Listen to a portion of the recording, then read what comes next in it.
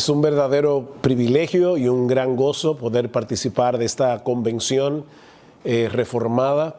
Esperamos y hemos estado orando para que el Señor use el tema de este año, la plenitud del Espíritu Santo, para ministrar al corazón de todos aquellos que nos vean a través del mundo hispanoparlante. Quiero dar las gracias a Noé Acosta y al Seminario Reformado Latinoamericano por darme la oportunidad una vez más de poder participar en esta convención.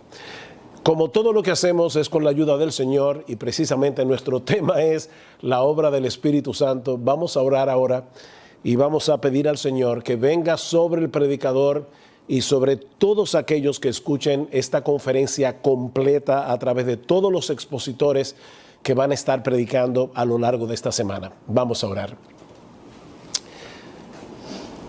Soberano Señor, tú conoces nuestra debilidad, tú conoces, oh Señor, nuestras limitaciones. Separados de Cristo no podemos hacer absolutamente nada si no es por la obra de tu Espíritu. Nuestra predicación, nuestra administración, todo lo que hacemos para ti es completamente ineficaz. Es por eso, Señor, que nosotros queremos ahora venir delante de ti y poner a cada uno de los expositores que van a estar predicando a lo largo de esta semana, poner también en tus manos, Señor, a cada uno de los creyentes y aún de aquellos que no lo son, que van a exponerse de una forma u otra estos mensajes. Señor, danos entendimiento en esta preciosa e importante doctrina de la obra de tu Espíritu.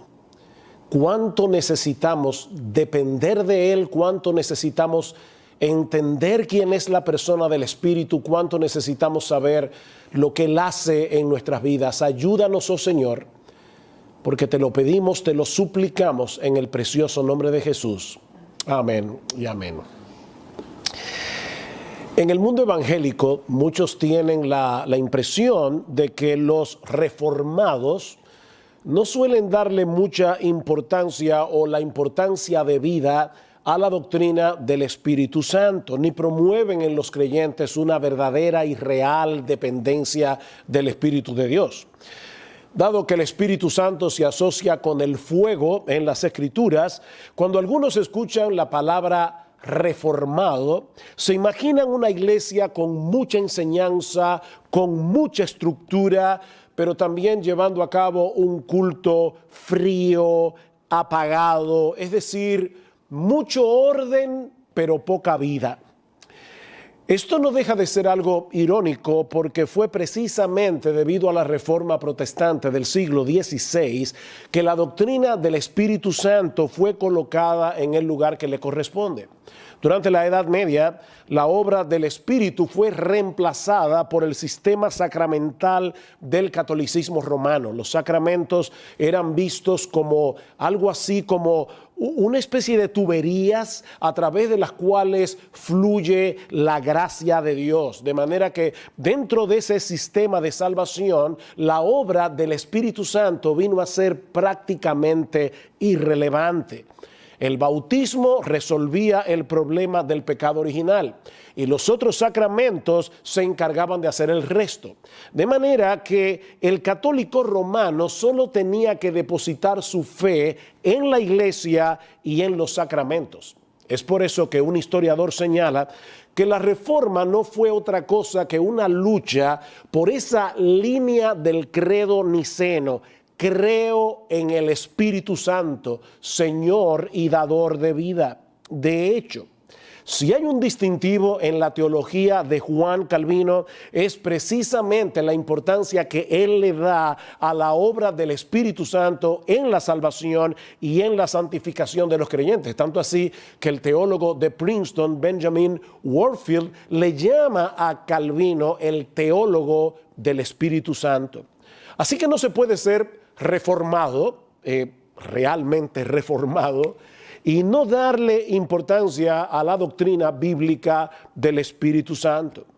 Ahora, antes de pasar a considerar la obra del Espíritu en la salvación y en la santificación del creyente, Es necesario que nos detengamos por unos minutos para ver la enseñanza de las Escrituras acerca de la condición del hombre en su estado caído. Y la razón para esto es que un entendimiento defectuoso del pecado y de sus consecuencias producirá inevitablemente un entendimiento defectuoso del Evangelio y de la obra del Espíritu Santo, que fue de hecho lo que pasó durante el catolicismo medieval. Todos los que han leído alguna vez la biografía o una biografía de Martín Lutero probablemente saben que sus confesores le tenían terror, pánico, porque a veces Lutero se pasaba 4 horas en el confesionario a través de una lista de pecados, tratando de recordar todos y cada una de las veces que él había transgredido la ley de Dios. Y más de una vez llegó a suceder que al rato, después de haberse confesado durante 4 horas, Lutero volvía de nuevo al confesionario porque se había dado cuenta que no había confesado todos los pecados que él había cometido, o porque no estaba del todo seguro si su arrepentimiento había sido todo lo profundo que debió haber sido. De manera que Lutero no tenía una perspectiva ligera y superficial del pecado. Sin embargo, como bien ha dicho alguien, aunque él conocía el hecho de que el pecado era un problema serio, al mismo tiempo no tenía una idea clara de cuán profundo era ese problema. Es lo mismo que sucede en el día de hoy. La mayoría de las personas saben que son pecadoras. Después de todo, nadie es perfecto, es lo que la gente suele decir. Pero la gente se ofende cuando nosotros les decimos que no es simplemente que ellos cometen un pecado aquí y allá, es que estamos dañados hasta la raíz, en el mismo asiento de nuestra personalidad. Sí, yo sé que tengo un problema con debilidades aquí o allá, pero eso es algo que yo puedo manejar con un poco de ayuda y motivación. En otras palabras, dame el programa correcto y yo me encargo del resto. Es así como la mayoría de la gente piensa, y más o menos así era como pensaba Martín Lutero en el siglo XVI. Hasta que él se dio cuenta de que el pecado ha dañado al hombre desde el asiento mismo de su personalidad, que nuestra corrupción es radical y amerita una solución radical. La palabra radical viene del latín radix, que significa raíz. Nosotros estamos dañados desde la raíz, de manera que no es motivación lo que nosotros necesitamos, es una nueva vida. Es un nuevo corazón. El pecador está muerto en sus delitos y pecados, dice Pablo en Efesios capítulo 2. Somos esclavos de nuestras pasiones, somos enemigos de Dios, totalmente impotentes para inclinarnos a nosotros mismos, a querer buscar la gloria de Dios o a querer hacer su voluntad. Pablo dice en Romanos capítulo 3, versículo 10, antes de explicarnos qué fue lo que Dios hizo a nuestro favor por medio de la obra de Cristo, Pablo nos dice que en el mundo entero no hay nadie bueno, que en el mundo entero no hay una sola persona que de manera natural se incline hacia Dios. Y más adelante en el capítulo 8, Pablo dice que los designios de la carne, es decir, los pensamientos que produce nuestra naturaleza no regenerada, son enemistad contra Dios, porque no se sujetan a la ley de Dios, ni tampoco pueden hacerlo. Romanos 8:7. Esa fue en esencia la gran controversia en el siglo XVI entre el teólogo católico Erasmo de Rotterdam y Martín Lutero en el año 1524, y debemos grabar esto en la memoria porque dentro de unos minutos vamos a tener que volver a esta controversia otra vez. Erasmo en 1524 escribió una obra titulada La libertad de la voluntad, en la que él admite que hay en el hombre una pereza espiritual que le dificulta acercarse a Dios. Pero Erasmo decía que nosotros podemos y debemos tomar la resolución de esforzarnos por escapar de esa dejadez, de esa apatía, y entonces Dios viene en nuestro auxilio. Nosotros damos el primer paso, nosotros decidimos salir de esa apatía espiritual y entonces Dios viene en nuestra ayuda. Al año siguiente, 1525, Lutero le responde a Erasmo en una de las obras más importantes de la Reforma Protestante y de hecho uno de los escritos más importantes del mismo Lutero, titulado La esclavitud de la voluntad, en la que él argumenta que aunque el hombre escoge lo que él desea hacer, su voluntad está tan dañada por el pecado que es imposible que el hombre escoja lo que debe escoger. Fíjense el punto. El hombre escoge libremente lo que él quiere hacer, pero su voluntad está tan dañada por causa del pecado que es imposible que él escoja lo que él debería escoger. En otras palabras, donde Erasmo ve debilidad, Lutero veía impotencia. Y la pregunta es, ¿quién de los dos tenía razón a la luz de la enseñanza de la palabra de Dios?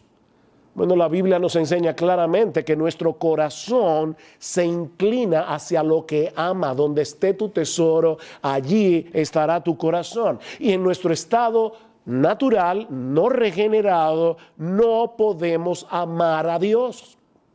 Y esta es la condenación, dice el Señor en Juan capítulo 3, versículo 19. ¿Cuál es la condenación? Que la luz vino al mundo y los hombres amaron más las tinieblas que la luz, porque sus obras eran malas. El problema del hombre es que el hombre no ama la luz. El problema del hombre es que el hombre ama las tinieblas. El hombre ama su pecado. El hombre es un prisionero voluntario. Él ama la prisión en la que está metido. Y de hecho, debido a que su entendimiento está entenebrecido, él no ve su prisión como una prisión, sino como libertad. El hombre está dañado, su entendimiento está dañado, su voluntad está dañada, sus emociones están dañadas. El pecado ha dañado tan profundamente nuestra percepción de la realidad que ni siquiera nos damos cuenta de lo pecaminosos que somos. No podemos percibir en su justa dimensión la pecaminosidad del pecado. Y por esa misma razón es que no podemos apreciar lo que Dios nos ofrece en Cristo de pura gracia por medio de la fe sola, a menos que Dios abra nuestros ojos, Dios transforme nuestra voluntad por el poder del Espíritu Santo a través de la predicación del Evangelio, lo que nos lleva a nuestro segundo encabezado. Ya vimos la condición del hombre según las Escrituras. Veamos ahora en segundo lugar la obra del Espíritu Santo en la regeneración. La Biblia enseña claramente que la salvación es del Señor. La salvación es del Señor. La salvación no es un esfuerzo conjunto entre Dios y el pecador. No, la salvación es un rescate divino en el que Dios toma la iniciativa de darle vida a un muerto por el poder de su Espíritu. Y yo voy a repetir eso otra vez. La salvación es la obra de Dios en darle vida a un muerto que no estaba buscando a Dios, que no estaba procurando ser salvo. Dios le da vida a un muerto espiritual por el poder de su Espíritu Santo, Señor y dador de vida, como dice el credo niceno. A menos que el Espíritu Santo nos imparta una nueva vida con nuevos deseos, con nuevas inclinaciones, jamás decidiríamos por nosotros mismos venir a Cristo en arrepentimiento y fe. Jamás. De ahí la promesa de Dios en Ezequiel capítulo 37, de lo que Él habría de hacer en el nuevo pacto por medio de la obra de Cristo. Dice, esparciré sobre vosotros agua limpia y seréis limpiados de todas vuestras inmundicias y de todos vuestros ídolos os limpiaré. Noten todos los pronombres yo que aparece allí en el texto. Yo esparciré sobre vosotros agua limpia. Yo los limpiaré de todas vuestras inmundicias y de todos vuestros ídolos yo os limpiaré. os daré un corazón nuevo y pondré un espíritu nuevo dentro de vosotros y quitaré yo, obviamente Dios, quitaré de vuestra carne el corazón de piedra y os daré un corazón de carne y pondré dentro de vosotros mi espíritu y haré que andéis en mis estatutos y preceptos y los guardéis y los pongáis por obra. Dios hará eso. Y lo hizo en el nuevo pacto, en todos los que han creído en Cristo a través de toda la historia de la iglesia. Muy probablemente cuando el Señor Jesucristo tuvo esa famosa conversación con Nicodemo, en Juan capítulo 3, estaba pensando en ese pasaje de Ezequiel capítulo 36. De cierto te digo, le dice el Señor a Nicodemo, que el que no naciere del agua y del espíritu no puede entrar en el reino de Dios.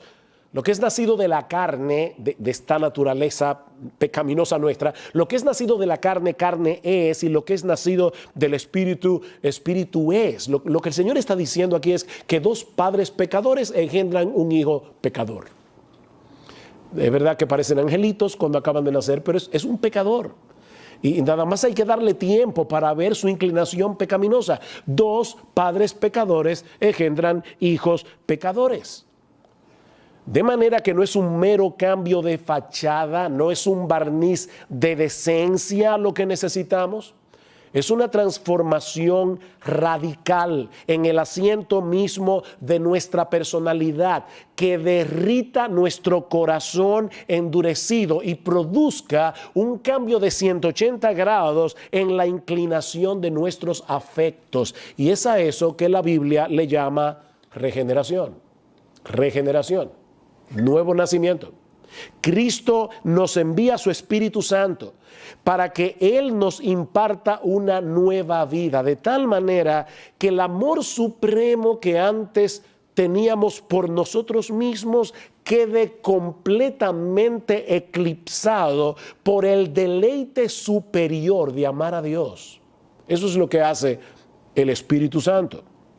De hecho, eso solo puede hacerlo el Espíritu Santo. No importa cuán persuasivo sea un predicador, ningún ser humano puede producir ese nuevo nacimiento en otro ser humano. Cristo dice claramente en Juan capítulo 1, versículo 13, los que creen en Cristo no fueron engendrados de voluntad de carne ni de voluntad de sangre, sino de Dios. Fue por la voluntad de Dios. Eso no lo puede hacer ningún predicador. Eso no lo puede hacer ningún programa. Eso no lo puede hacer ninguna actividad que lleve a cabo la iglesia. Eso solo puede hacerlo el Espíritu Santo.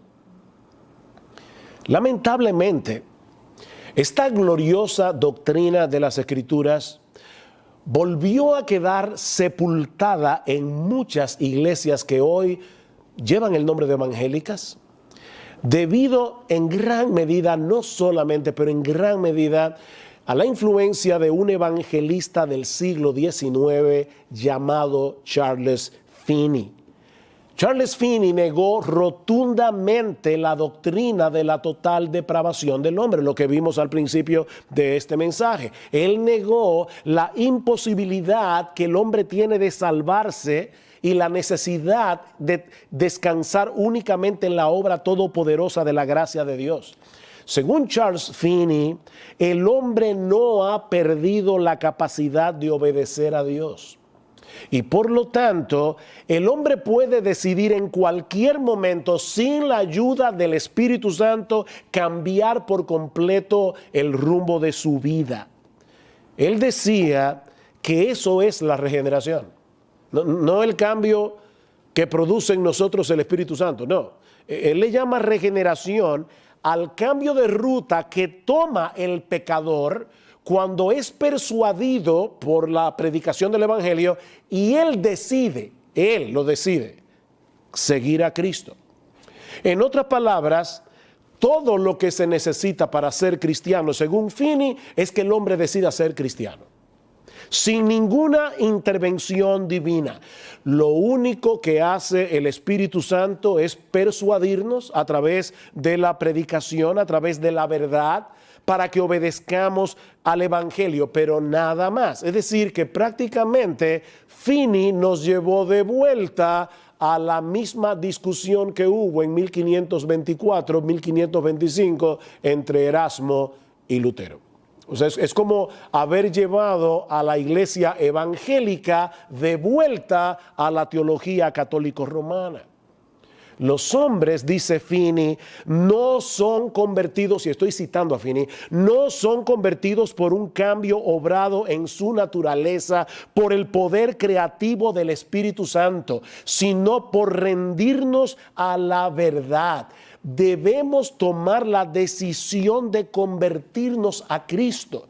Y esa decisión, según Finney, debe ser manifestada públicamente a través de algún acto físico, como ponerse en pie en la iglesia, responder al llamado que hace el predicador de venir al frente, levantar la mano, hacer la oración del pecador. O sea, él dice, el pecador tiene que dar un paso, tiene que hacer algo público que manifieste que está siguiendo a Cristo. Pero es su decisión. Por supuesto que cuando nosotros nos convertimos a Cristo fue nuestra decisión. No hay nada de malo en aquel famoso corito, he decidido seguir a Cristo, siempre y cuando entendamos que nosotros tomamos esa decisión porque ya Dios había hecho una obra en nosotros, porque ya Dios había cambiado nuestro corazón, porque ya Dios había hecho una obra en nuestra voluntad, porque ya el Espíritu Santo nos había dado vida. Y entonces decidimos seguir a Cristo. La doctrina de Finney contradice abiertamente la doctrina bíblica de la depravación total del hombre. Cristo dijo en Juan capítulo 6, versículo 44, ninguno puede venir a mí si el Padre que me envió no le trajere. Ninguno puede venir a mí. Y la razón por la que no podemos es porque no queremos. Nosotros amamos nuestro pecado, no lo olviden. Nosotros aborrecemos a Dios, al verdadero Dios. Hay inconversos religiosos que aman a un Dios de su propia invención, pero al Dios de la Escritura que se revela a nosotros en Cristo, que nos dice que somos pecadores, que nos dice que sin Cristo no tenemos salvación, el hombre inconverso no quiere a ese Dios. Entonces no pueden venir a Él porque no quieren. Porque están muertos espiritualmente, muertos en sus delitos y pecados, como dice Pablo en Efesios capítulo 2. Necesitamos una nueva vida impartida por el Espíritu Santo para que podamos venir a Cristo, una vida que proviene de Dios. Y Él hace esa obra no en un vacío, sino usando un medio muy particular, lo que nos lleva a nuestro tercer encabezado. Ya vimos cuál es la condición espiritual del hombre, del pecador, que hace necesaria la obra del Espíritu. Ya vimos en segundo lugar cuál es la obra que hace el Espíritu en la regeneración. Él nos da una nueva vida, pone en nosotros un nuevo corazón. Veamos ahora en tercer lugar la predicación de la palabra como el medio a través del cual el Espíritu Santo lleva a cabo su obra.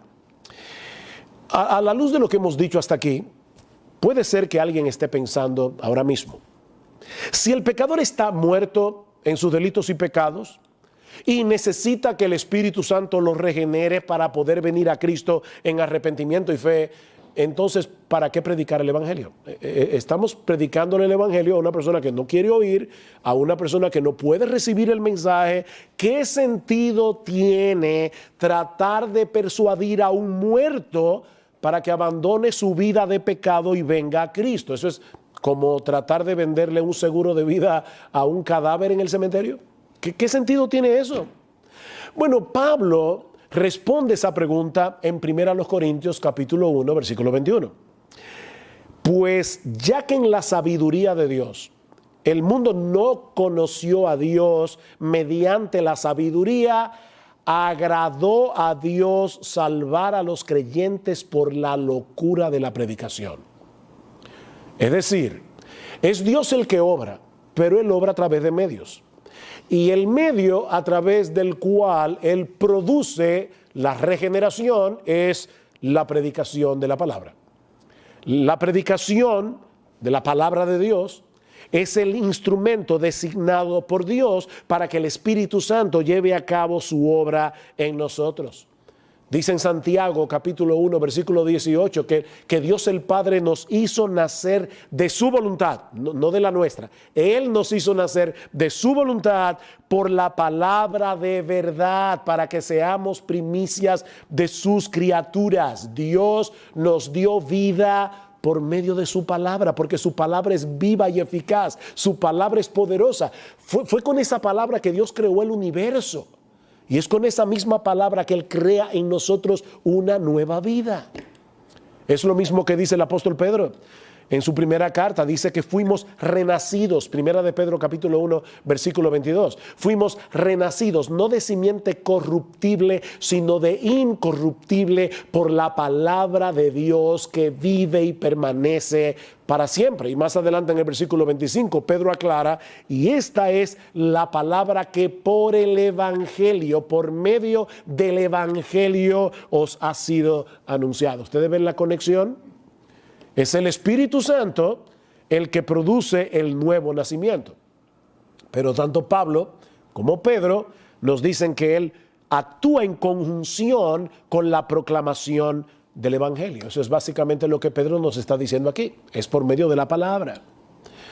Pero hay un pasaje del Nuevo Testamento que nos explica con más detalles cómo es que el Espíritu Santo hace lo que hace a través de la predicación de la palabra. Y es 2 Corintios capítulo 4. En los versículos 3 y 4, el apóstol Pablo dice: si nuestro evangelio está encubierto, entre los que se pierden está encubierto, en los cuales el Dios de este siglo cegó el entendimiento de los incrédulos. Noten algo importante aquí, no es que el pecador es una víctima y Satanás está cegando su entendimiento, entonces el pobre pecador no puede ver. No dice, él cegó el entendimiento de los incrédulos, son personas que se han rehusado a creer. Y Pablo dice, Satanás cegó el entendimiento de los incrédulos. ¿Para qué? Para que no les resplandezca la luz del evangelio de la gloria de Cristo, el cual es la imagen de Dios. El problema del hombre incrédulo, dice Pablo, es que está completamente ciego al resplandor de la gloria de Dios en Cristo, en la faz de Jesucristo. Y el diablo va a hacer todo lo que esté a su alcance para que el incrédulo permanezca en esa condición, para que el incrédulo permanezca en esa ceguera. Satanás cegó el entendimiento de los incrédulos para que no pueda ver el qué, para que no pueda ver la luz del evangelio de la gloria de Cristo. Satanás no quiere que los incrédulos vean esa gloria. ¿Por qué? ¿Por qué Satanás no quiere que nosotros veamos esa gloria? Porque él sabe que esa gloria es transformadora. ¿Qué dice Pablo en 2 Corintios 3:18? El versículo inmediatamente anterior a esta declaración.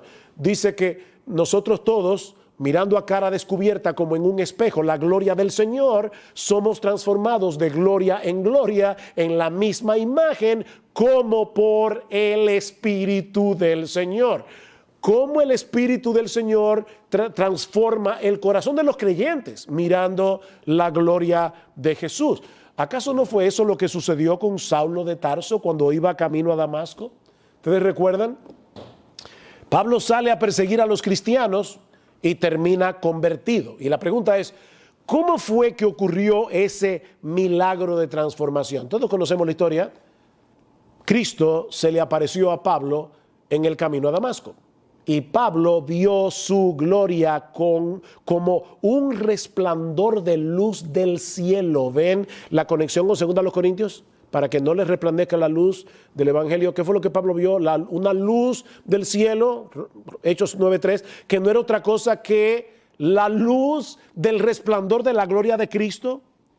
Bueno, lo que estamos diciendo es que para que el pecador sea regenerado, para que el pecador sea hecho una nueva criatura, él tiene que ver lo que ahora no ve, la gloria de Dios en la faz de Jesucristo, tal como ocurrió con el apóstol Pablo en su camino a Damasco. La buena noticia es que nosotros no tenemos que pasar por la misma experiencia de Pablo para ser transformados.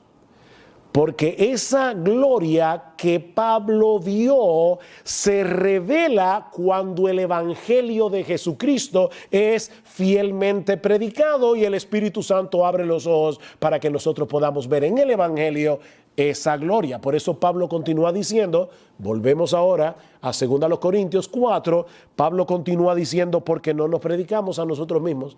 Él acaba de decir, el incrédulo está ciego, pero ahora dice, porque no nos predicamos a nosotros mismos, sino a Jesucristo como Señor y a nosotros como vuestros siervos por amor a Jesús. Pablo, no te entiendo. Tú acabas de decir que si nuestro evangelio está encubierto, entre los que se pierden está encubierto. Tú acabas de decir que Satanás cegó los ojos de los incrédulos para que no puedan ver la gloria de Cristo en el evangelio. Entonces, ¿para qué tú predicas? ¿Para qué predicar? Respuesta de Pablo. Porque Dios, que mandó que de las tinieblas resplandeciese la luz, es el que resplandeció en nuestros corazones para iluminación del conocimiento de la gloria de Dios en la faz de Jesucristo. Lo que Pablo está diciendo es que cuando el evangelio es expuesto, el Espíritu Santo viene a los pecadores elegidos. Y así como Dios en el principio dijo, sea la luz, Génesis 1:3, y fue la luz, el Espíritu de Dios viene al pecador y le dice, sea la luz, y de repente ellos pueden ver lo que nunca antes habían visto. Que nuestro Señor Jesucristo posee una gloria que lo hace el ser más atractivo de todo el universo. Eso es verdadera conversión.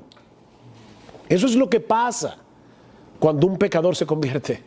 Es en el contexto de la predicación del evangelio que el Espíritu Santo abre nuestro entendimiento para que podamos ver por un lado la realidad de nuestro corazón, que nosotros somos más pecadores de lo que creemos que somos.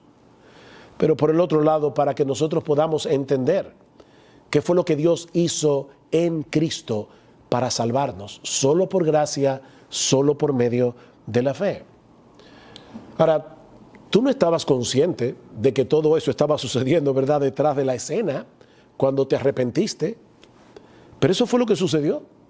Tú no estabas percibiendo que Dios estaba haciendo esa obra en ti a través de la predicación, pero eso fue lo que sucedió para que tú ahora allí en Perú, en Colombia, en Argentina, en España, ahora puedas decir yo soy cristiano, o aquí en República Dominicana. El Padre envió a su Hijo hace 2000 años para que muriera por ti. Y habiendo sido entronado en los cielos, después de su ascensión, el Hijo envió al Espíritu para que tú pudieras vivir. O sea, el Padre envió al Hijo para que muriera por ti. Y luego el Hijo, ya entronado en los cielos, ya exaltado a la diestra del Padre, envió a su Espíritu para que nosotros pudiéramos vivir. Ese es el argumento de Pedro en el primer sermón que se predicó en la iglesia de Cristo en el día de Pentecostés. Dice en Hechos capítulo 2, versículo 32, a este Jesús resucitó Dios, de lo cual todos nosotros somos testigos. Así que exaltado por la diestra de Dios, ¿quién? Jesús. Y habiendo recibido del Padre la promesa del Espíritu Santo, Él, Jesús, ha derramado esto que vosotros veis y oís. El Padre se lo prometió y fue lo que cumplió en Pentecostés. Hay un erudito cristiano del siglo XX llamado Carl Henry que dice que en su palabra Dios comparte con nosotros su privacidad. ¿Y qué quiere decir él con eso? Bueno, que Dios nos permite en ocasiones a través de su palabra que nosotros podamos escuchar conversaciones privadas que Dios el Padre tuvo con Dios el Hijo. Es como cuando el Hijo está orando la oración sacerdotal en Juan capítulo 17. Cristo pudo haber orado eso en privado, pero no, Dios quería que nosotros supiéramos eso. De hecho, Cristo mismo dice, y hablo esto ahora para que ellos lo escuchen. O sea, Cristo quería que los discípulos escucharan la oración, que Juan la dejara plasmada en su evangelio por inspiración divina y nosotros hoy pudiéramos escucharla o pudiéramos leerla. Bueno, lo que nosotros tenemos aquí es una conversación entre el Padre y el Hijo. Dios el Padre le hizo una promesa a Dios el Hijo. Y en la misma Biblia encontramos algunas pistas del contenido de esa promesa.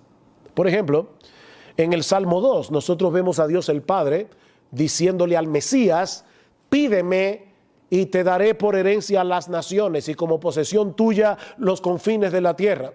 El Padre le dijo: hijo mío, pídeme, yo te voy a dar por herencia las naciones. Se van a convertir a ti de todos los países del planeta. Isaías 53. Se presenta al Mesías como el siervo sufriente en quien Jehová habría de cargar el pecado de todos nosotros.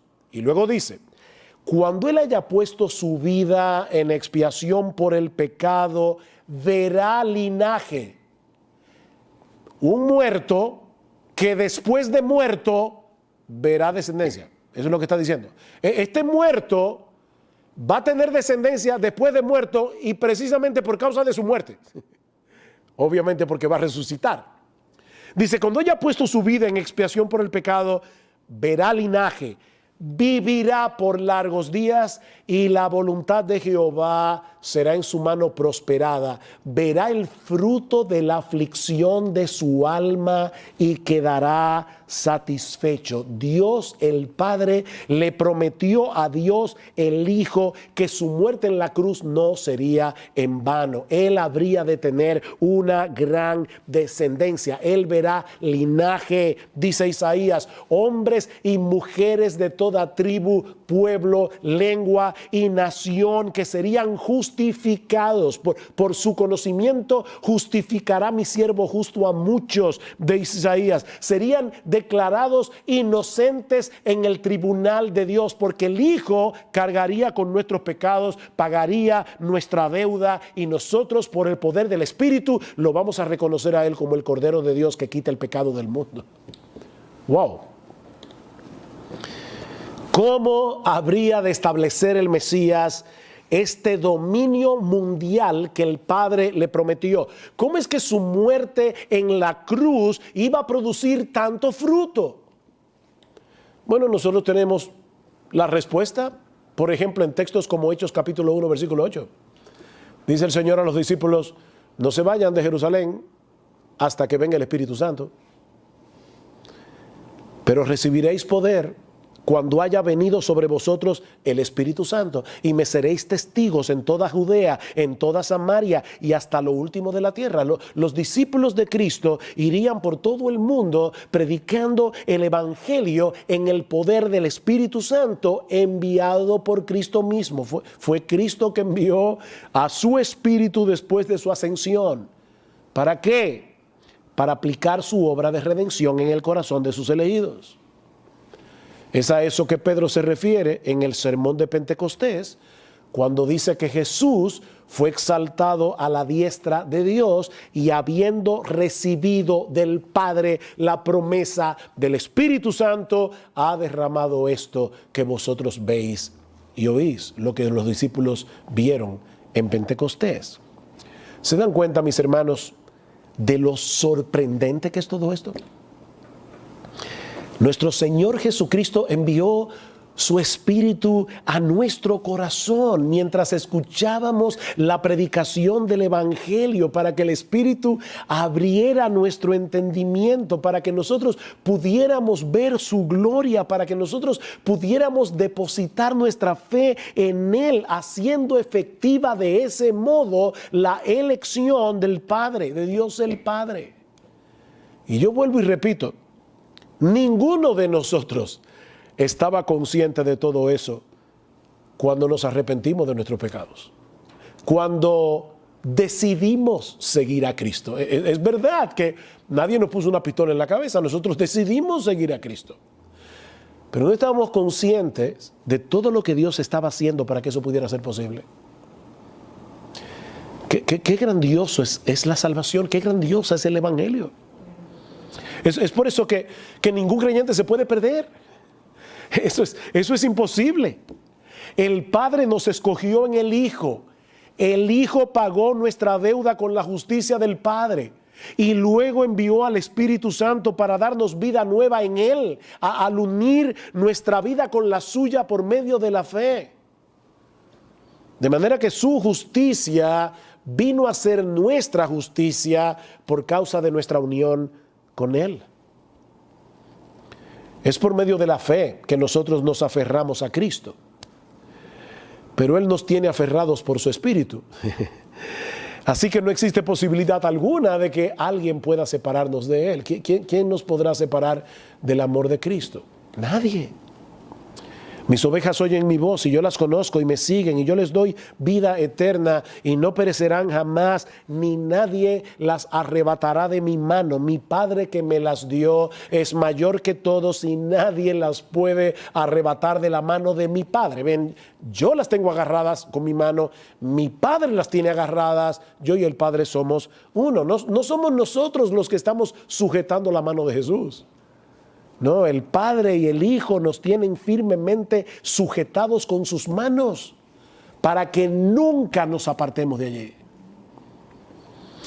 Ahora bien, esa nueva vida impartida por el Espíritu a través de la predicación del Evangelio es nutrida y fortalecida de la misma manera como comenzó, contemplando en el Evangelio la gloria de nuestro Señor y Salvador Jesucristo. Eso es lo que dice Pablo en el texto que citamos en 2 Corintios 3:18. Nosotros todos, contemplando como en un espejo, ese espejo es la palabra, contemplando como en un espejo la gloria del Señor, somos transformados de gloria en gloria porque tú te conviertes en lo que admiras.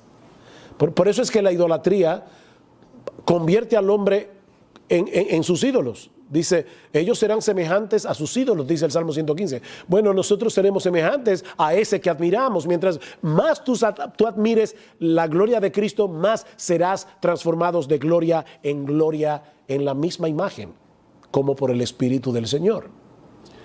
Es por eso que nuestra tarea como pastores, nuestra tarea como predicadores, no es hacer que la gente se fije en nosotros o dependan de nosotros, no.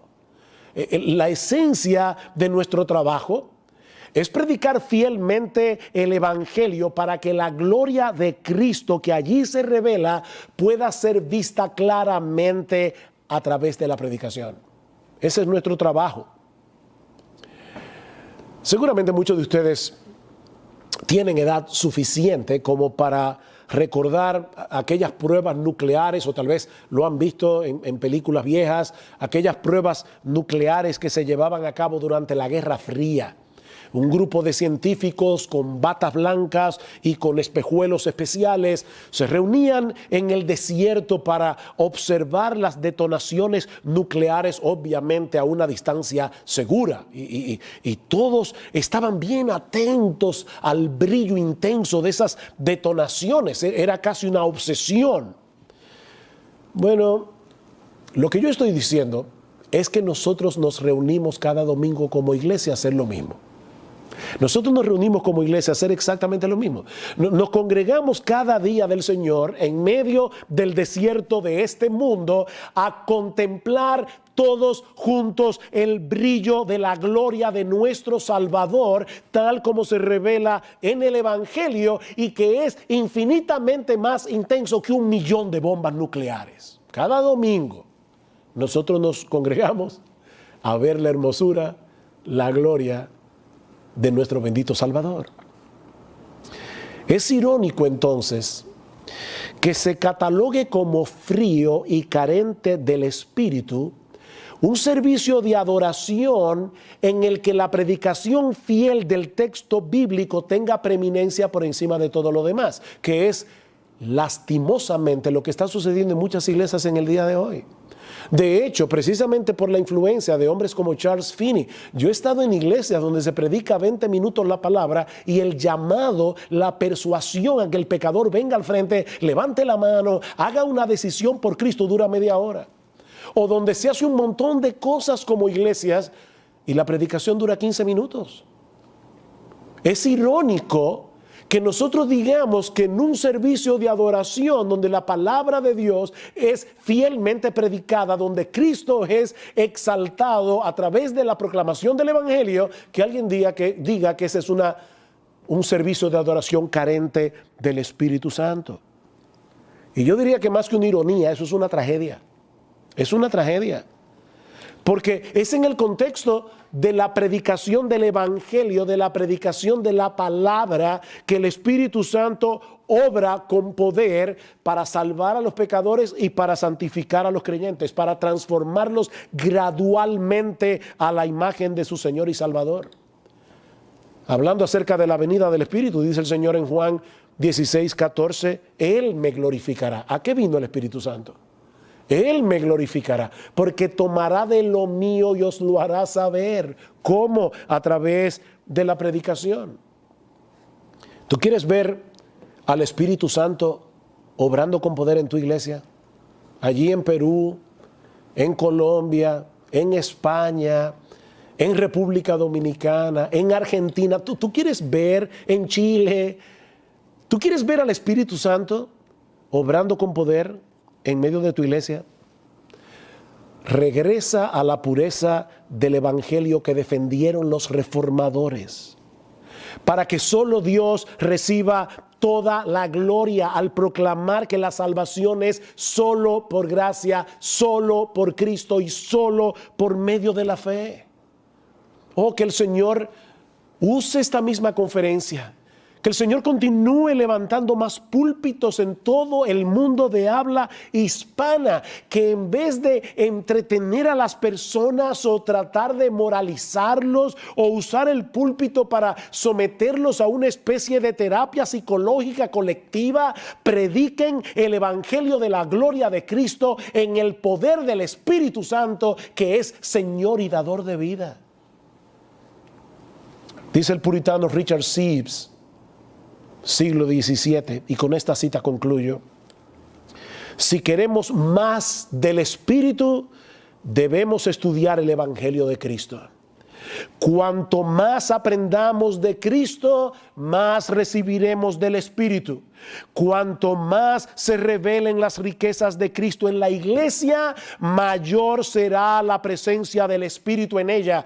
Cuanto más se predique acerca de la gracia y el amor de Dios que hallamos solo en Cristo, mayor será la presencia del Espíritu en ese lugar.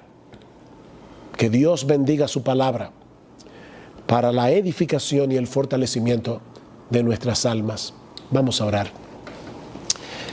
Padre, nosotros queremos darte gracias una vez más por habernos permitido, Señor, predicar tu palabra.